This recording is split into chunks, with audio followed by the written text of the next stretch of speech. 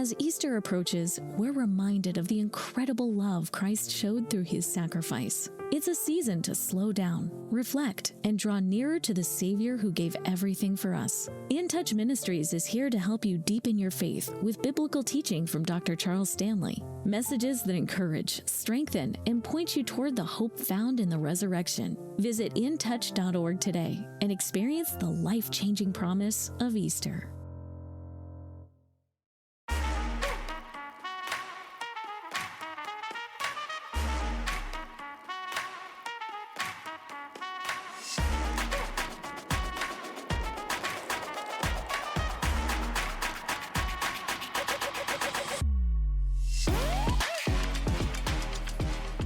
Hello, everybody, and welcome to another episode of Attack the Baseline, a WNBA podcast where every episode we attack our baseline knowledge of the WNBA. We're your hosts, John and Kristen Barber, and today we are back to talk about the final weekend of the 2026 NCAA March Madness tournament. We had our Final Four, and we just got done watching our championship.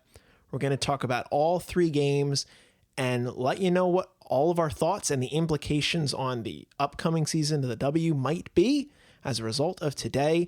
But Kristen, before we get into all of that, how are you on this lovely Sunday evening? Hello, I am good. It was a nice day with our family. A good weather day despite rain, cleaned off the pollen from everywhere. I love that. A short reprieve. I'm in the midst of my spring break. Oh, you're off tomorrow. I don't have to go to work. Oh, I forgot until right now. So I'm chilling. Dang, you got no Sunday scaries like me. No. If only. Sorry. No, that's okay. That's okay. It was a nice long weekend. I was off on Friday.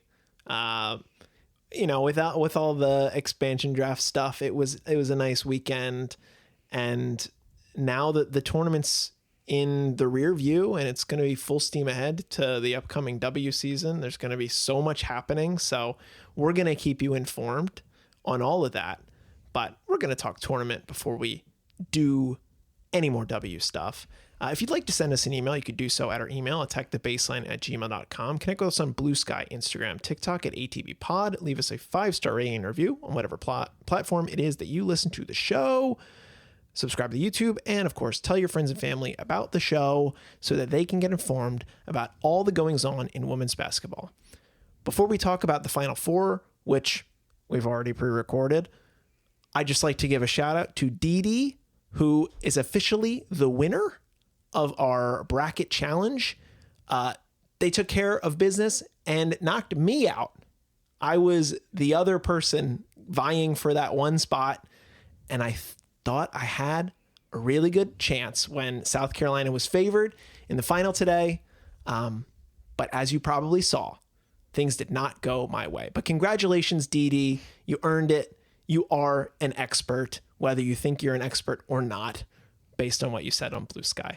So just want to get that out of the way before we get into Final Four discussion.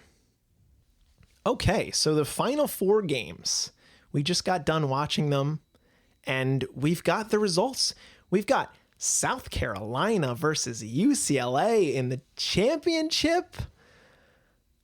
Of course, we're recording this before we see what happens. But Kristen, let's talk about these two games that we got to watch yesterday that were pretty shocking for different reasons. UConn dethroned, taken down by Dawn Staley.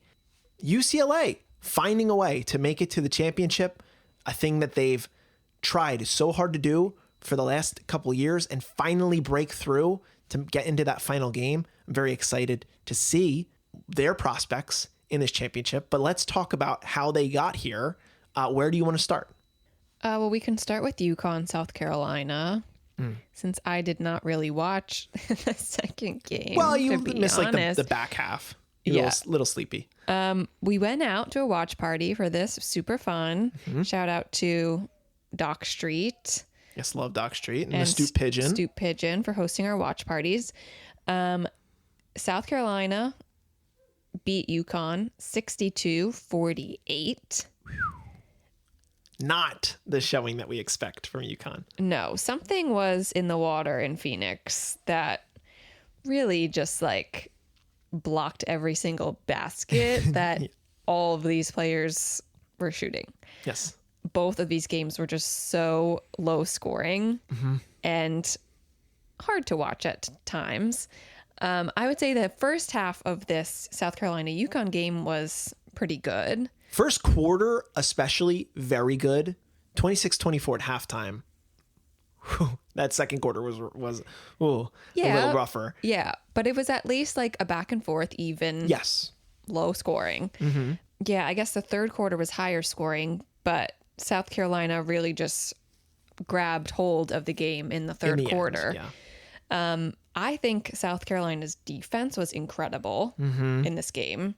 The amount of times that they stole the ball from UConn, I was very impressed by. Just poking it away. Yes. Like nobody was comfortable with their dribble. And that was like Raven Johnson. She's going to be a great player in the W. We've said this before, but like she is a menace, a defensive pest. And it really showed. And for them to have the bigs to take care of Sarah Strong, that was the biggest thing in the game that gave them the opportunity. You know, Medina Okot and Agatha McKeer, who a player that she's not even a big, but she played like a big in my eyes. She gave them so many second chance opportunities. And she's a true freshman. She's 18 years old. I apologize to Agate because I was not familiar with your game. No, well, she hadn't really played much. And she was so good. Yeah. So good. Yeah, crazy breakout game. And they didn't even go to Tornabees. I don't think Tornabees touched the floor. And that's their other big that they've been using so much. But South Carolina just like turned it into a rock fight. Yep. Dawn cooked up exactly the strategy that they needed to make UConn feel uncomfortable, not let them get into their emotions, not let them get out and run. They were totally off balance. The whole time. The whole game. And it shook up the players. It shook up Gino. Shook up Gino a lot. To the point where he exploded at the end of that game. Yeah. I think he was just mad about how the game went.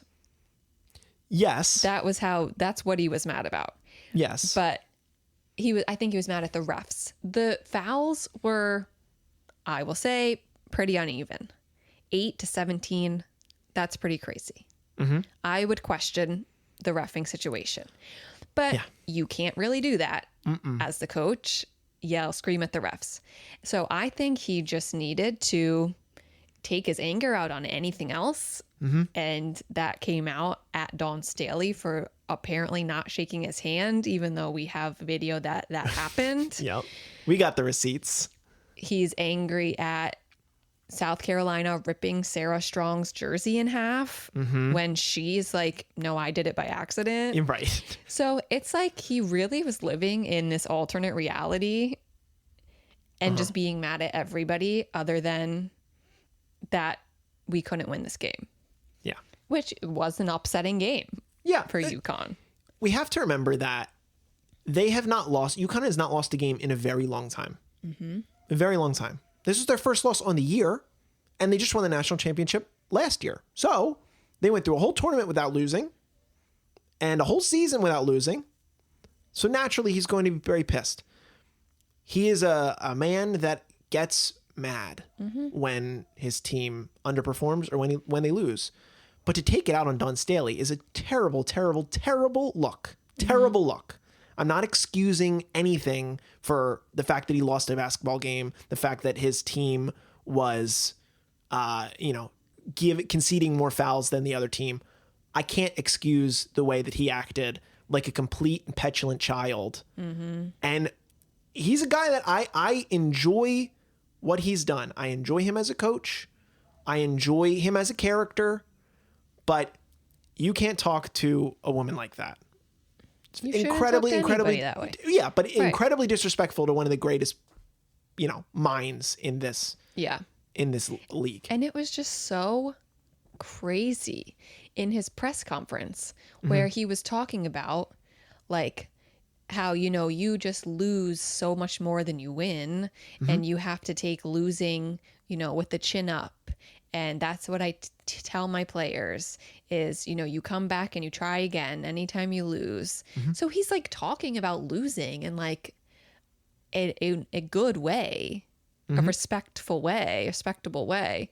But then he's acting like completely different about it. Yep. I'm like, yeah, not a good look for Gino. Everyone was expecting him to apologize in the press conference. That did not happen at all. Nope. I would hope he would say something in the coming days after he's actually seen clips of what happened and how people are perceiving it. But he doesn't seem like he has any shame. So I don't know. We'll see. Yeah. Well, and what do you make of, we should say friend of the pod, Elizabeth and Andrea Carter both said a very similar thing after the game was done, that maybe this is Gino just trying to take all of the heat off of the players and put it onto him with some grand spectacle of looking like a baby. Because admittedly, nobody was really talking about how poorly AZ played or how poorly the rest of the team played. They got off. They were very sad, understandably so, because they didn't play up to the caliber that we expect of them. But do you think that this could be Gino just sort of sacrificing himself? No, I don't think so either. No, I don't think he has that level of like master manipulation. I think he was The upset. galaxy brain. Yeah. No, I don't think that's. And I think it's annoying for media to say that kind of thing. Like that he came up with this scheme. Yeah. I think he Brilliant. was just really mad. Yeah, no. So don't give him an excuse like that. If he could apologize and talk it out with Dawn, I would feel much better about the situation. Do you think he's going to retire? Because he even was asked that. No, he was like smirking after he said that, like laughing. He did say, like, I don't know how much I want to come back and coach after this game. But then he's like laughing about it. So no, I don't think he's retiring. He's got at least 2 more years with Sarah Strong. He really should like choose one of those. Like if they won next year, maybe he then decides to retire. But like you got to go out after at least her, time with the team. And I do get what he says. Like when you go out losing, then you just keep asking yourself, well, now I don't have another opportunity to win. If you go out winning, then you can put a bow on your career. So I would be shocked if he retires. I think he'll just do it after he wins one of his other national titles, whenever that might be. Okay. Yeah. But you touched on it. I will say AZ did not have a great showing in this game. I would think it would impact her draft stock a bit. She's been incredible this entire year. So, I don't think one game should tank somebody. No. But yeah, she really struggled. So we'll see what happens with AZ in the draft now. I'm not sure she gets picked first overall. I didn't really think she was going to be picked first overall to begin with. Right. But people do think that. So we'll see. Huge congrats and props to South Carolina. Yes. They really looked not good in the SEC tournament when they lost to Texas. We'll talk about Texas. They just totally turned it around this game. So huge props to them. Yes. UCLA, Texas was another snoozer of a game. I'll say before we get into it, it was a snoozer for the lion's share. However, it was a 1-possession game under a minute to go. I know you were sleeping. I was asleep. I was watching. That. I was falling asleep, but there was a moment where Texas almost had the chance to steal it. However, we push past that and we talk about the results. What was the final score? 51-44. Brutal. Yeah. Brutal. Brutal. Yeah, Texas could not score. Madison Booker could not score. She seems a little injured. So that is unfortunate. Yes. And it was really tough to see Madison Booker have as bad of a game as she did. Yeah. Really tough. Because they just didn't have, like, after her, they didn't really have a good quality option to go to. And they've been good all year at finding ways to pick up when Madison isn't playing well. But, you know, UCLA just kind of handled their business here. They didn't play great. Lauren Betts played well. Lauren Betts scored the ball quite well, but there was just not that, like, across either team, that, like, dominant scoring punch, which is why we see such a low score in this Final Four game. And what was the score at halftime? It was what, 22-17? Something like that? 2017? 2017. It was I think they said the second lowest scoring half in the history of NCAA Final Four basketball. It's just not what you see. You don't see a football score as a halftime or a final score in these basketball games. It's crazy. Yeah. No, Madison Booker, did you see her stat line? She had 6 points. On 3 of 23? 3 for 23. Ugh. Brutal. 0 for 4 from 3. And she had 7 rebounds. yeah, but she, like, they were down by a possession and they got a rebound and she pushed all the way up the court and just got blocked at the rim. And I was like, how can you play that way all game and expect to, like, just score on a coast to coast? I just thought that was, like, the silliest little mistake that, like, they should just set up.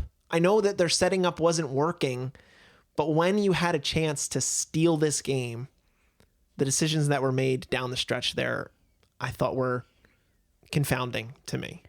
This is actually so interesting looking at UCLA. They had 4 players that scored in double digits. Mm-hmm. Lauren Betts. That was basically it. Lauren Betts had 16, the highest score of the night. Jaquez, Neepkins, and Kiki Rice all had double digits. And then Dugalich had 4. Yeah. And that was it. They only had 5 players. 5 players that score scored the whole game. Yeah. Texas only had 6. Yeah. It wasn't a spread out game. It was a hope that your best players can carry you. And in the case of UCLA, who are much deeper in terms of their talent and much more experienced, we saw that win the day. Huge shout out to Gabby Jaquez. Great player. Will be a great player once she's drafted. Neepkins as well, and Rice. Like, all 4 of these players are going to be quite good once they enter the league next year. And I'm excited for that, for each of them, because I think they could have big roles on whatever teams land them. But yeah, it's just the 4 of them taking care of business by themselves. And now I think they have their work cut out for them playing South Carolina. We were talking about even before the game started that in our group chat, probably whoever wins UCLA versus Texas is going to win it, because we just expected to see a higher scoring output. But after we saw what South Carolina did to UConn, I have to imagine that they're going to be able to find a way to do the same thing, if not worse, to UCLA in this final here, controlling Lauren. And I think a lot of it's going to be on Gabby and Kiki and Neepkins. I think it's going to be a bit of a guard fight. And I'm excited for that. But I know you're picking UCLA. I think SC is going to win the game. I don't know exactly where I'm rooting. I just don't think that we can or should take last night's games as a predictor for tomorrow's game. Okay. Like, everyone played badly. Mm-hmm. Everyone played badly. South Carolina played the best of the bad when previously they had been even worse than this. Like even worse than Texas just was. Right. They lost to Texas a couple weeks ago. So I can't think about it in terms of what happened in this Final Four predicting tomorrow. Sure. I can't, because I'm sad to do that. Right. So, I mean, South Carolina is favored to win, and I think they do have a good chance. I would just love UCLA to win for all these seniors. Yes. It's a good story. It's a good story. But of course, I always root for Dawn Staley. So either way. I can't lose. Can't lose. Well, you're going to find out, in 30 seconds, what happens in the championship game, because this is all in the same pod. So let's see if it ends up being intuitive of what happened in these final four games. I'm manifesting a high scoring game. Yes. Give me an 80-75 final score, something like that. Give me buckets. When was the last time you felt in control of your business finances? Expenses tracked, invoices sent, taxes ready. That's where Found comes in. Found brings your banking, bookkeeping, invoicing, and taxes together in one simple app. Manage expenses, invoice clients, send payments, and prep for tax time right where you bank. Join the hundreds of thousands who have already streamlined their finances with Found. Open a Found account for free at found.com. That's FOUND.com. Found is a financial technology company, not a bank. Banking services provided by Lead Bank, member FDIC. We have the tech to get food delivered in 15 minutes, but we all have horror stories about buying tickets. The Game Time app gives fans the advantage. Get amazing tickets in just a few taps. Fees are included, so what you see is what you pay. And the Game Time guarantee means authentic tickets at the best price every time. Take the guesswork out of buying tickets to concerts, sports, comedy, and more with Game Time. Download the Game Time app and create an account for $20 off your first purchase. Terms apply. Insurance isn't one size fits all. That's why drivers have enjoyed Progressive's Name Your Price tool for years now. With the Name Your Price tool, you tell them what you want to pay, and they'll show you options that fit your budget.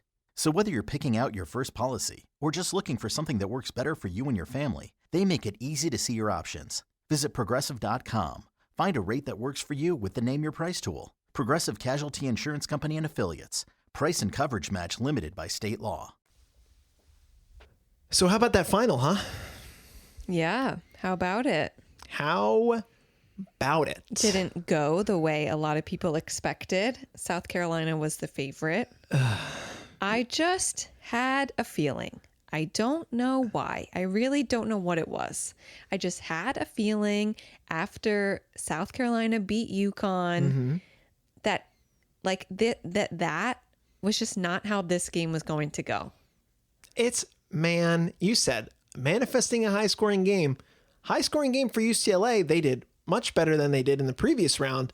But South Carolina virtually didn't show up. They didn't show up. Yeah.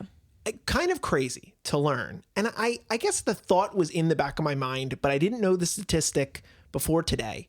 But since 2007, teams that play against UConn's women program, if they beat them, those teams are 1-10 in their next tournament game. This is a UConn hangover. That's a curse. That is a curse. That's a UConn curse. You don't want to lose to them, obviously. You don't want to beat them. I mean, you want to beat them. You don't want to play them at all. But no, that is it. You don't want to. You don't want to be the one to beat them. You want somebody else to beat them, and you want to play that team. Yeah, which is what happened here with UCLA. Yeah, I mean, you mentioned it to me. This, of course, that the South Carolina UConn game, a rematch of last year's national championship. There was a sense of revenge for South Carolina. And I do feel like they probably felt like they won their championship when they knocked off UConn, because UConn was so overwhelmingly a favorite. And unfortunately, to whatever degree it did, affected these players in the product that we saw on the court today. UCLA handled business. They handled their bigs, and their shooters shot. And South Carolina shooters could not find. South Carolina is not a 3-point shooting team. No, not in the traditional sense. they're not, I don't want to say they're not a shooting team. They're a shooting at the basket team. Yeah, they are a swarming defensive juggernaut. Mm-hmm.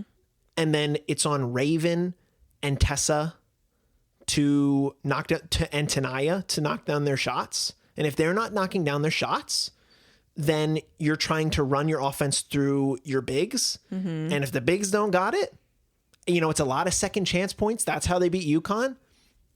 Wasn't really how it worked today. Because against UConn, they were able to get so many rebounds, which was not happening today at all. No. Because they were overwhelmed. UCLA because there was a obviously has Lauren Betts. bigger presence. Sienna Betts had to play for a little while when Lauren was like choking on the sideline. Which was crazy. Dugalich, also a big, who was doing great getting rebounds. Yeah, I think she was averaging like 8 boards in the tournament. So really like a good presence on the glass, clearly disruptive of South Carolina, who had opportunities in the beginning of that game. Mm-hmm. They had a couple second chances, but they were like smoking layoffs. I felt like their shot selection in that first quarter was so not good that it really set them back. They looked like they weren't setting up anything comfortable or easy to knock down. It was all these leaners and these off-balance shots, and then nothing was going. Mm-hmm. And then they fell behind so quickly that it was like you could already tell that they weren't gonna. I was expecting a run. We never got a run. Never got a run out of SC. Like the beginning of the second was, I feel like, the most momentum they had. Literally like the last gasp of air. Yeah. It's crazy. Yeah. I know. Like looking at the box score here, they were 2 for 15 from 3. Yep. Raven Johnson was 0 for 4. Mm-hmm. Not her night. No. And like in the game against UConn, Joyce Edwards, Tanaya Latson, Tessa Johnson, and Agat McKeer were the primary scorers. Mm-hmm. In this game against UCLA, like Joyce Edwards only had 8 points, was 3 for 10 from the floor. Mm-hmm. Not her night.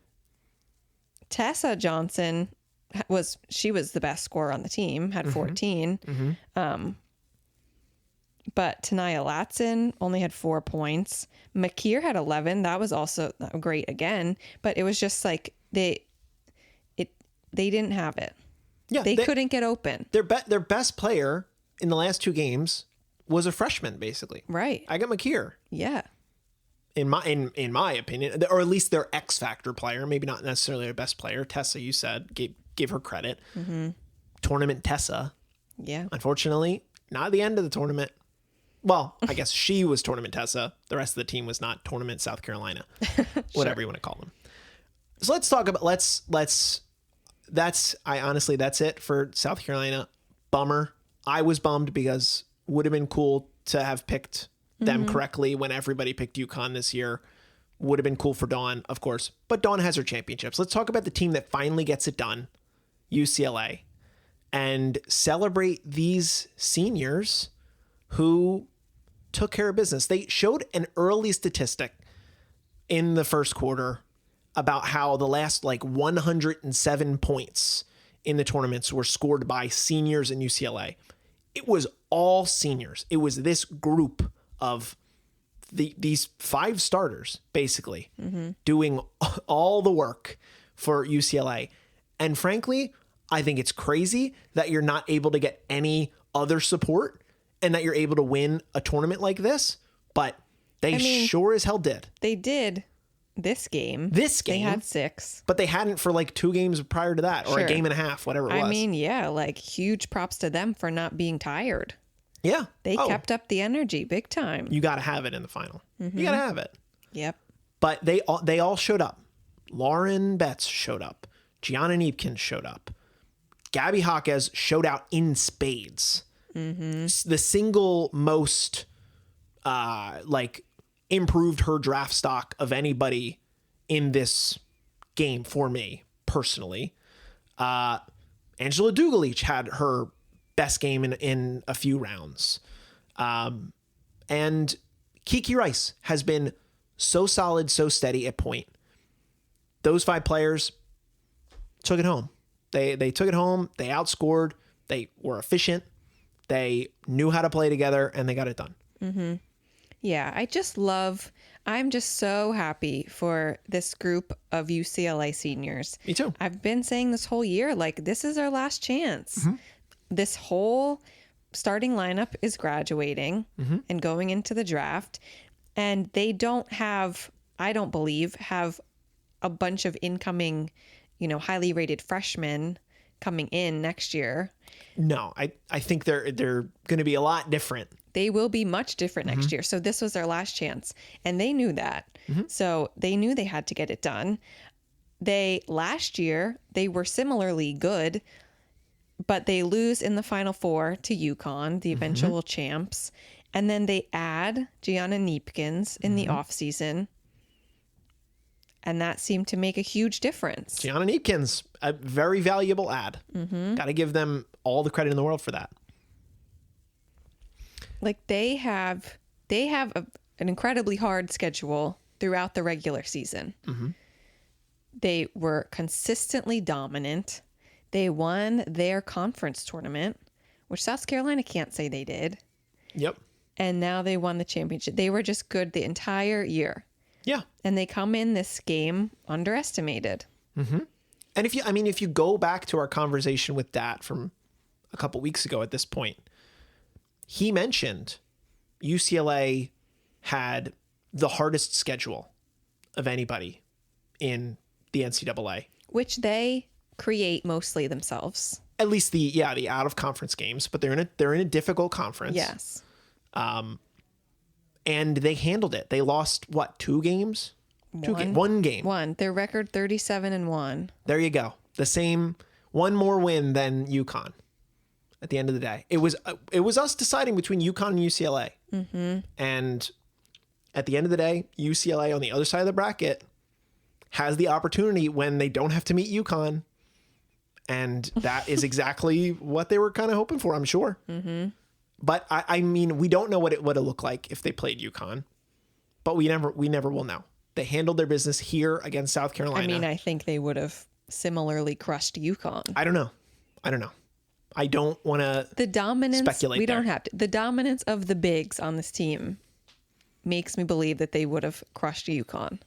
I don't know if I can say with 100% assurance that they would have crushed UConn, personally. Okay. So. Fine. Well, we can talk about, we did talk about it a lot. But you talked about Gabriela Jaquez. Had an incredible game. Player of the game for me. 21 points, 2 for 4 from 3, 10 rebounds, 5 assists. Awesome. She joined an elite company with that stat line. Yes, she is the 5th player all time to have 20 points, 10 rebounds, and 5 assists in a national championship game, joining Sarah Strong Last year. Brianna Stewart, Shamika Holtzclaw, Congrats on making the Hall of Fame. a nominee of the Hall of Fame this year, and Dawn Staley. The coach that she beat. So that's a really good group of women right there. Elite company. And that's why I bring up her draft stock. I mean, 4 of these 5 starters for UCLA they're all going to be top 10 draft picks. So wherever you think Lauren Betts is going to go, she certainly has the opportunity to improve her draft stock to be either the first or second pick. Could very realistically see it. First, second, third, not third, first, second, fourth. I think it would be pretty surprising if she didn't go in one of those spots. Kiki Rice, I've seen her projected at 5th overall. Gabby Jaquez is projected at 10th overall. Gianna Neepkins was projected at 8th overall. Personally, I would flip Gianna and Gabby after this game. In my opinion, I think Gabby Jaquez showed that she has this insane motor in this tournament. And that's the type of player that I want on my team. I would, if I'm one of those expansion franchises, I would really consider, if Gabby's there, to be like, could we pick her? Could we run? But it's tough because they have a lot of 2s and a lot of 3s on both of their squads that we just learned. I still think, of course, if Lauren does fall into either the 6 or 7 spot, she's going to go to either of those teams. But it's like all of these players played so well. I think there's a chance that all of them go earlier than 10. And it's just a UCLA party at the top of the draft. And it's going to be such a good draft because it's so unpredictable, especially with this result, because all these players are movers in that draft board. Projecting what the top 10 draft picks in this year's WNBA draft, it is an impossible feat. I'm so excited for it. Like, It we rules. asked some of our fans of different teams around the league, one being a friend of the pod, Jonathan, who is a Minnesota fan. I would say that a gap in Minnesota is that they don't have a true center. They just lost Maria Kay in the expansion. We asked him, would you like for them to draft Lauren Betts at 2? He's like, I don't know. Maybe. And that was not on the table a couple weeks ago. It wasn't on the table. I would say it was on the table. It was, of course, it's on the table, but it doesn't it felt like to us that they're just going to draft one of these guards. Going to draft Olivia Miles, going to draft AZ if she they also doesn't lost go. Bridget. Now that's a hole too. Right. But you can fill it. They have a difficult decision at 2. Yes. And if Lauren does go 1 to Dallas, which is also now on the table for sure. I thought it was on the table. Even though Our Fam has been projected to Dallas for months at this point. If they don't go Awa and they go Lauren, then Awa becomes available to Minnesota. There's so much shifting around now that I think Lauren effectively proved herself to be a lot better than we thought she was at the end of last year. Don't include me. At the end of last Do not year. include me. I will include all of Do us. not say we. Okay. We, except for me. This is the royal way. The royal way. Yep. No, I'm not giving her. saying Lauren Betts is like the best scorer in all of I'm basketball. giving her credits. I'm giving her credit. She's a very tall, dependable, good basketball player. That height is so valuable. Yes. And clearly she can lead her team to a national championship. Yes. I'm not taking anything away from her. She had a lot of good support, really good support. And if she gets selected by a team that can give her good support, then she will also thrive in the W. Yes. I think that's important. I would love for her to be on a very strongly coached team. Yes. To get a very good coach that will help her develop. Sure, she could stretch the floor more, learn to shoot threes. I don't think she needs to do that, but she could learn. Sure would be helpful. Yep. We'll see. We'll see what Dallas does, and then we'll see what Minnesota does after that. But man, I'm very excited. Very, very excited for that draft. Perhaps we'll be live on TikTok. I want to be, because the past 2 years, you kind of know what's going to happen. This year, no idea. yeah. So I imagine we'll get projected mocks in the next week, Oh yeah, we're gonna. I mean, there's which gonna will be, give you more of a sense. especially now that the expansion teams are done and the tournament's Right. done. There are going to be mocks every single day. So be on the lookout for mocks. I mean, maybe we'll touch on them as we get into free agency, because that's going to be full steam ahead. As we mentioned the other day, it's going to be free agency all of next week and the week after that. But yeah, we'll keep an eye out and see if Lauren and her compatriots are moving up the ratings and the rankings and where they're projected. But I think, honestly, that's going to do it. That's a wrap on the 2026 NCAA season. Yes, it is. I want to just give a congratulations to UCLA's coach, Corey Close, who she led this team to, this is UCLA's first ever championship. Huge congratulations. Oh, first ever, yes, the women's championship. Yes. Huge congratulations to her. She seems like an amazing woman. She was hilarious in the Final Four game where just all the scores were so low. She's like, I apologize to all these fans. Like, these games suck. She's so right for that. She's so right. real. Right? And she turned it around. I respect that. Yeah, I really have a lot of respect for her. So huge congratulations to her as well. Congratulations, Corey. Earned. Well, I think that's going to do it for this episode of Attack the Baseline. As I mentioned, as soon as we get free agency news, we'll be back for another pod. So get ready for that in a couple days. I cannot wait.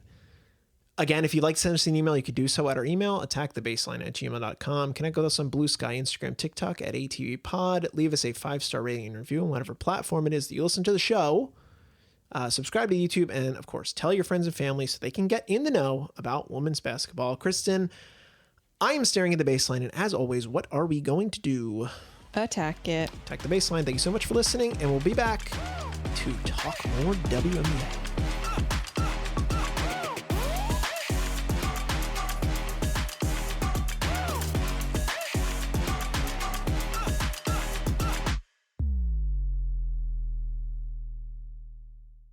When was the last time you felt in control of your business finances? Expenses tracked, invoices sent, taxes ready. That's where Found comes in. Found brings your banking, bookkeeping, invoicing, and taxes together in one simple app. Manage expenses, invoice clients, send payments, and prep for tax time right where you bank. Join the hundreds of thousands who have already streamlined their finances with Found. Open a Found account for free at found.com. That's FOUND.com. Found is a financial technology company, not a bank. Banking services provided by Lead Bank, member FDIC. The excitement of moving is real, but so is the complexity. After all, moving isn't about cutting corners. It's about doing things right. That's where United Van Lines, America's #1 mover, comes in. United specializes in full-service moves that take care of everything, professionally, precisely, and with no surprises. From expert packing and custom crating to furniture assembly, electronics installation, auto transport, debris removal, and secure short or long-term storage. Your belongings are protected with full value protection and high value inventories. Your move is guided by professional move coordinators who keep you in the loop, and your belongings are handled by experienced van operators and crews focused on care, not shortcuts. It's coast-to-coast strength, worldwide capability, precision, care for every move, every mile. Make your next move with United, America's #1 mover. Get a quote at UnitedVanLines.com. If you like the show, please take a moment to rate, review, and subscribe. It really does help the show to grow. Thank you for listening.